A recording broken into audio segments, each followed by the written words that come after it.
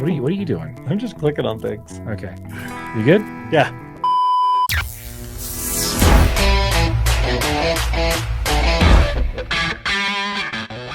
All right, let's go ahead and jump into the last subject we want to talk about, which is something we actually did have a video on a little bit earlier with the passing of Mr. Pete Rose. Should he be allowed in the Hall of Fame? Well, it looks like Rob Manfred has made that decision.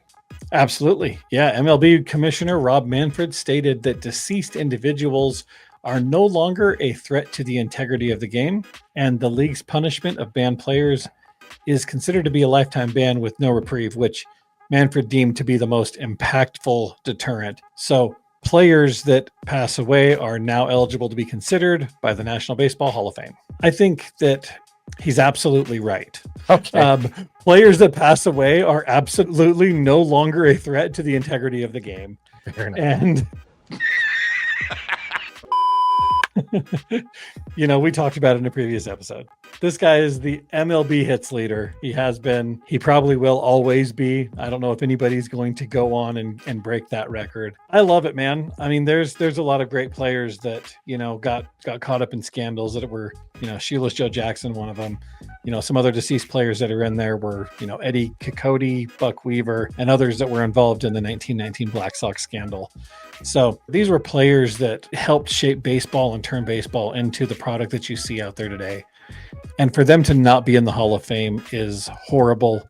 But I'm curious, do you think with this change, Pete Rose makes it into the Hall of Fame? Sure, why not? Honestly, man, I'm torn on this, dude. You got to be really careful about how you want to manage the Hall. First of all, the Major League Baseball Hall of Fame is not part of Major League Baseball. Right. So by the fact that Major League Baseball Hall of Fame just stuck with these bans was purely their decision. They could have been like, yeah, well, we're not affiliated with you, so go kick rocks. We're putting whatever we want in there. Yeah. So when you mentioned Shoeless Joe Jackson, there's plenty of evidence that he had nothing to do with this Black Sox scandal.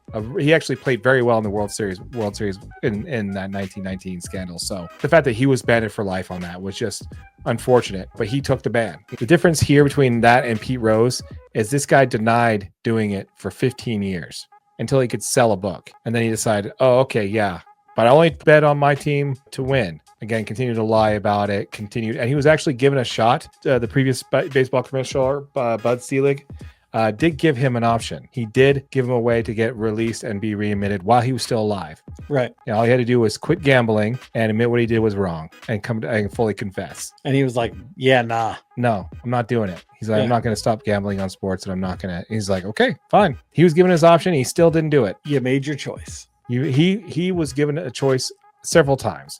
Right. And then you also have to decide, okay, at what point are we going to allow people in? Is it just going to be based off of baseball, or does your character matter? Because according to the Major League Baseball Hall of Fame right now, Cooperstown, they say that character matters. Now, there's plenty of players in Cooperstown that were, domestic violence abusers, drug users, steroid users. There's plenty of them in there, right?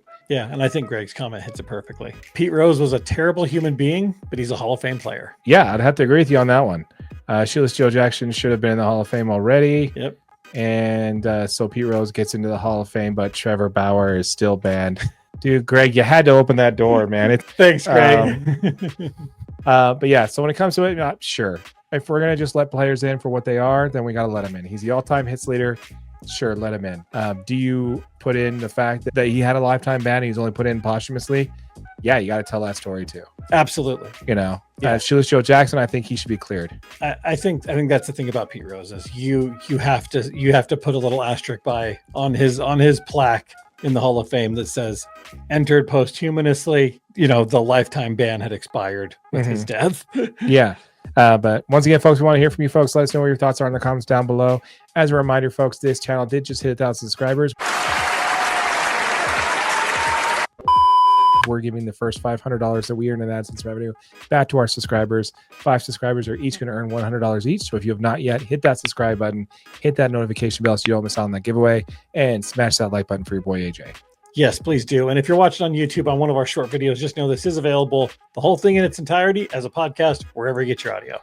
With all that said, that has been AJ. I have been Darren, and this has been an episode of the DNA Sports Recap. Till next time.